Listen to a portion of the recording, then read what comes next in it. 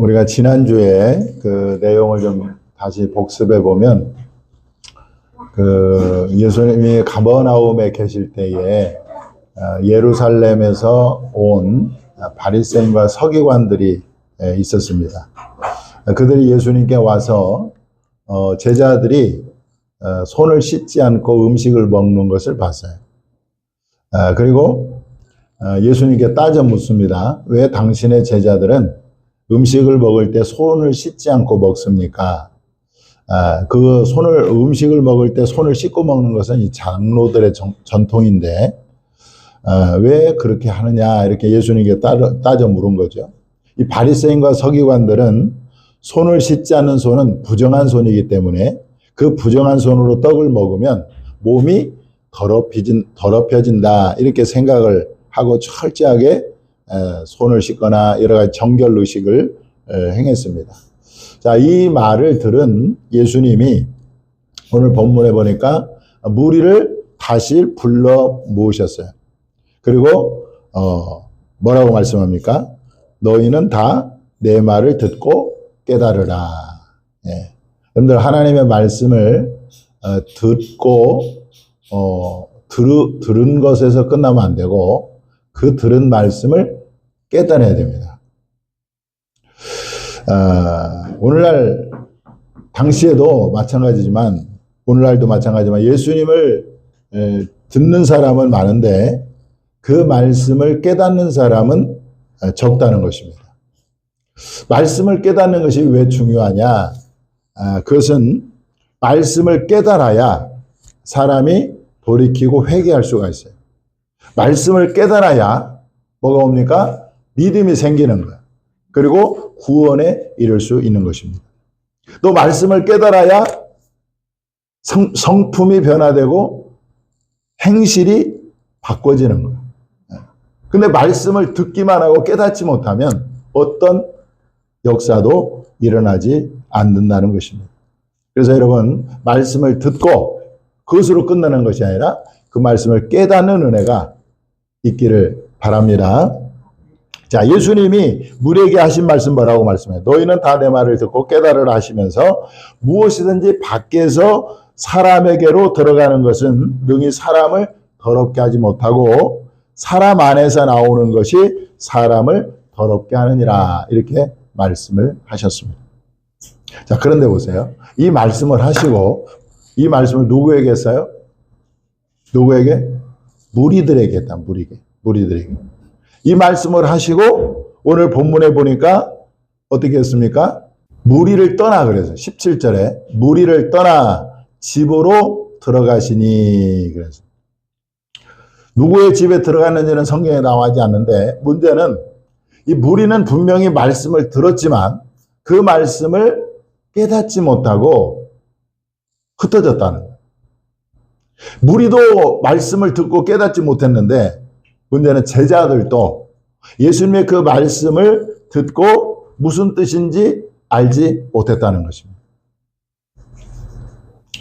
여러분, 아까도 말씀드린 것처럼 말씀을 듣기만 하고 그 말씀을 깨닫지 못한 무리들은, 여러분, 그들이 말씀을 깨닫지 못하고 듣기만 하고 돌아가 버렸기 때문에 그들은 회개하거나 또 돌이키거나 이런 과정이 없었겠죠.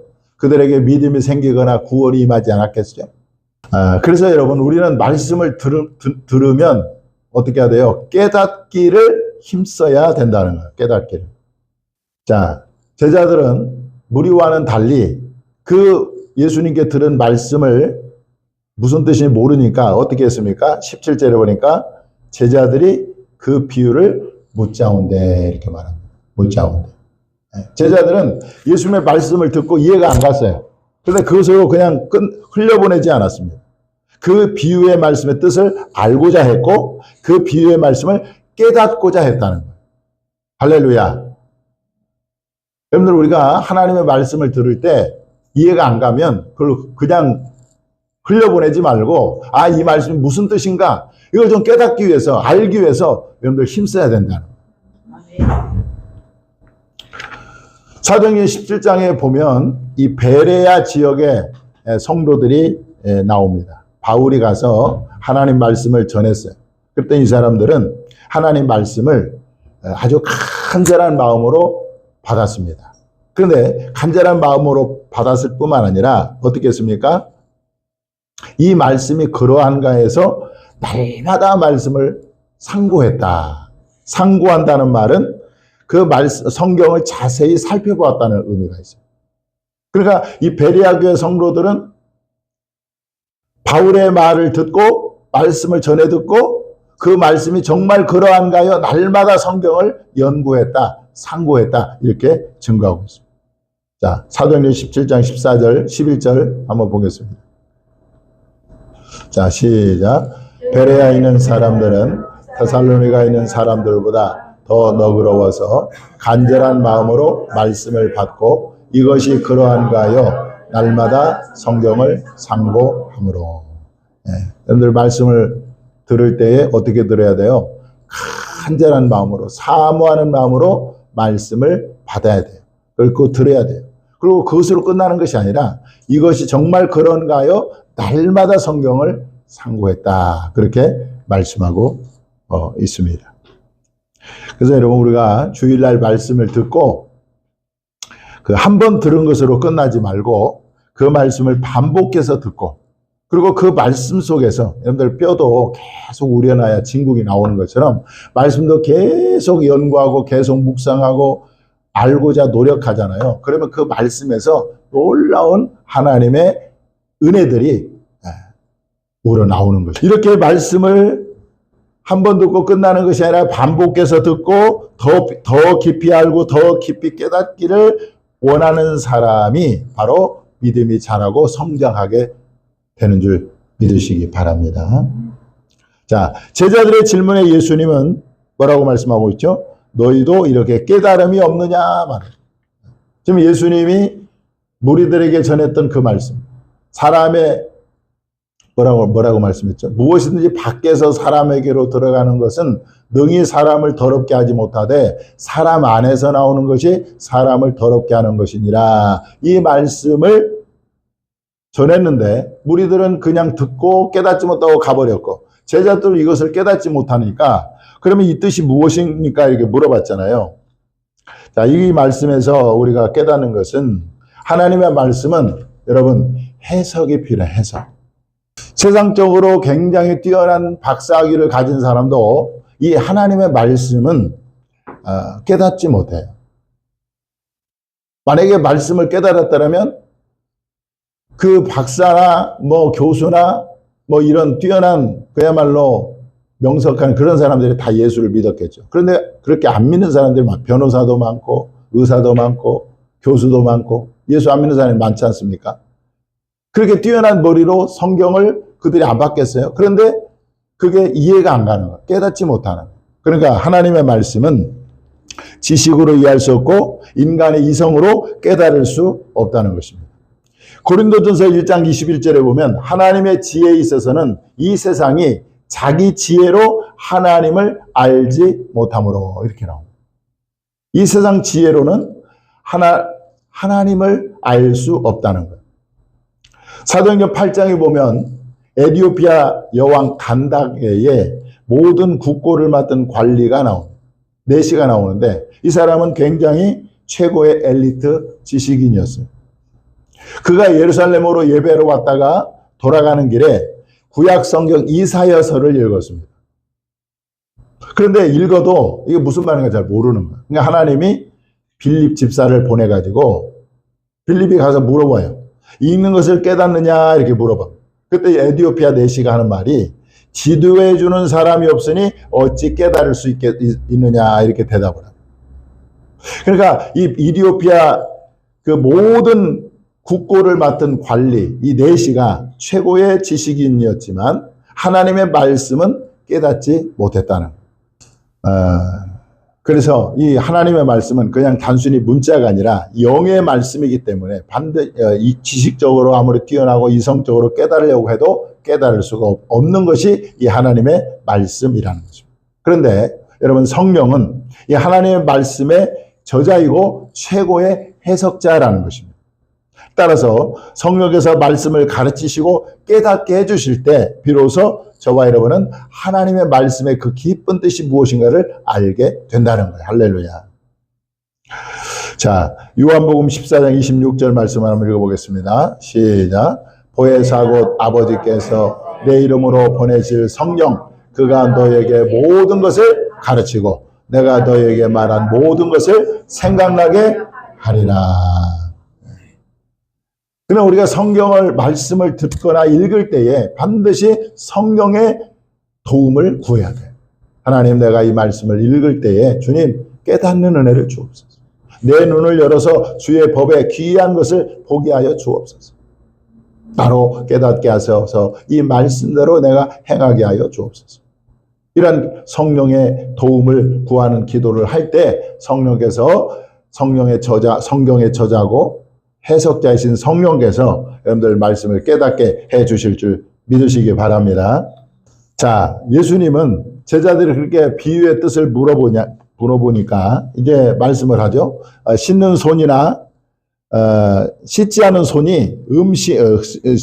손이나 음식물이 사람을 더럽게 하는 것이 아니고, 왜냐하면 음식물은 마음으로 들어가지 않고 배로 들어가서 이제 뒤로 나가기 때문이라는 것입니다. 사람을 더럽게 하는 것은 음식물이나 씻지 않은 손이 아니라 마음에서 나오는 것이 바로 사람을 더럽게 한다는 거예요. 그러면 그 마음에서 나오는 것을 보니까 보세요. 마음에서 나오는 것은 악한 생각이니 그랬죠. 마음에서 나오는 것은 악한 생각이니 곧 음란, 도둑질, 살인, 간음, 탐욕, 악독, 속임, 음탕, 질투, 비방, 교만, 우매함, 이런 것들이 다 마음에서 나온다는, 마음에서. 이 마음에서 나오는 이 악한 것들이, 악한 생각이 사람을 더럽게 한다, 그렇게 말씀하고 있습니다. 여러분, 정말로 우리가 거듭나지 않는 사람들의 마음은 한결같이 이렇게 마음이 부패하고 타락해 있다는 것을 성경으로 가르쳐주고 있습니다. 최초의 인간 아담의 타락은 사실상 마음의 타락이라고 할 수 있습니다. 그러니까 아담의 마음이 부패하고 타락했기 때문에 그 후손인 모든 인류는 바로 타락된 마음을 갖게 된 것이죠.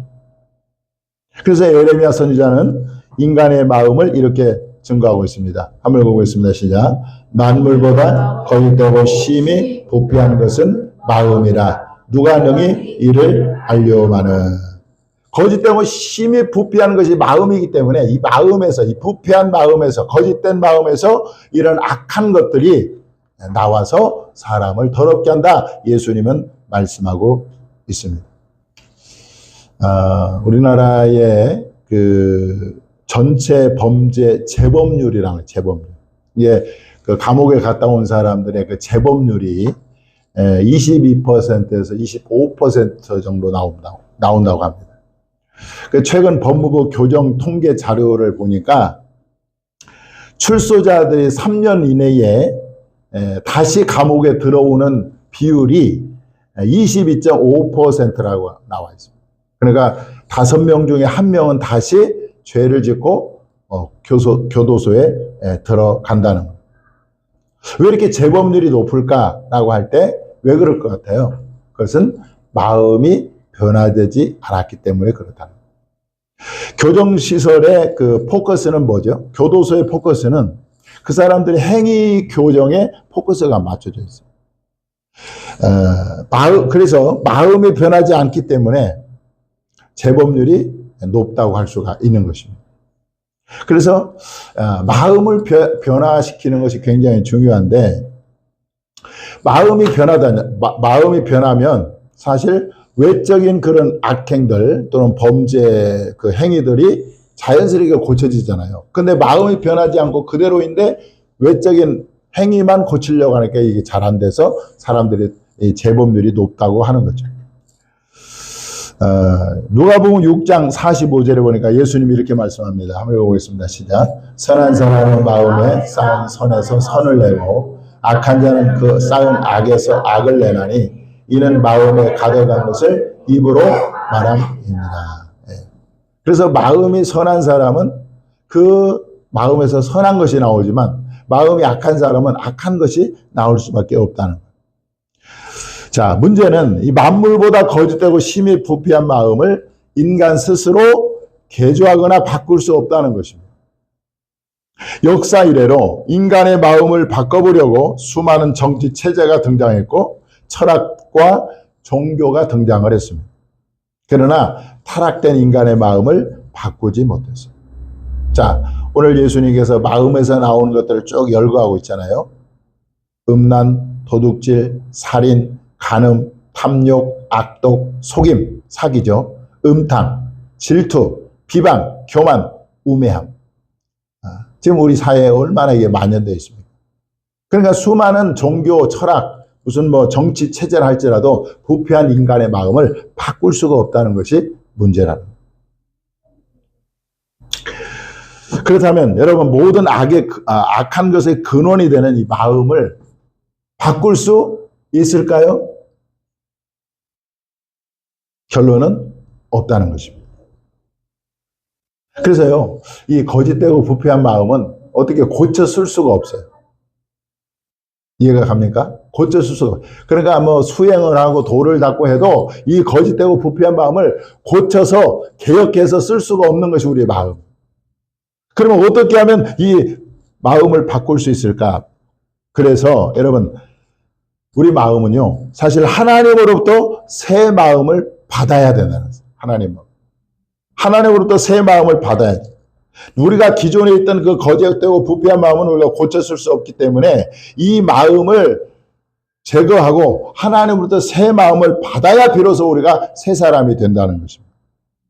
그런데 그 하나님은 저와 여러분에게 새 마음을 주시는 분이라고 성경은 기록하고 있습니다. 자, 에스겔 36장 26절 한번 읽어보겠습니다. 시작. 또 새 영을 너희 속에 두고 새 마음을 너희에게 주되 너희 육신에서 굳은 마음을 제거하고 부드러운 마음을 줄 것이며. 아멘. 여기 보니까 너희 속에 새 마음을 너희에게 주되 새 마음을 주시겠다는 거예요. 그리고 너희 육신에서 굳은 마음을 제거. 이 굳은 마음이 바로 거짓되고 부패한 타락된 마음을 제거하고 부드러운 마음, 새 마음을 주시겠다. 이렇게 주님이 우리에게 말씀하고 있는 것입니다. 자, 여러분, 다윗이요, 엄청난 범죄를 저질렀습니다.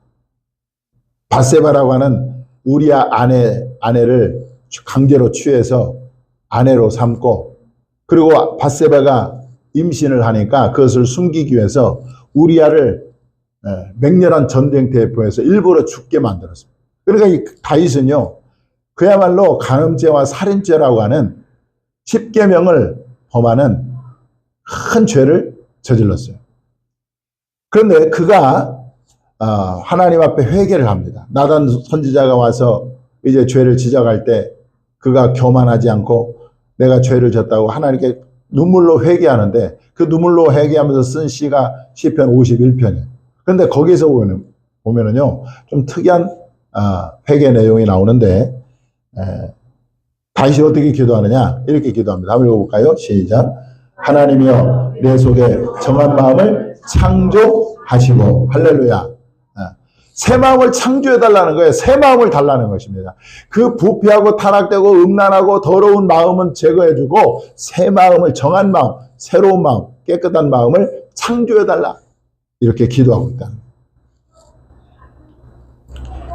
그래서 이렇게 하나님으로부터 새 마음을 받은 사람이 바로 선을 행할 수가 있고 의의 열매를 맺을 수가 있는 것입니다.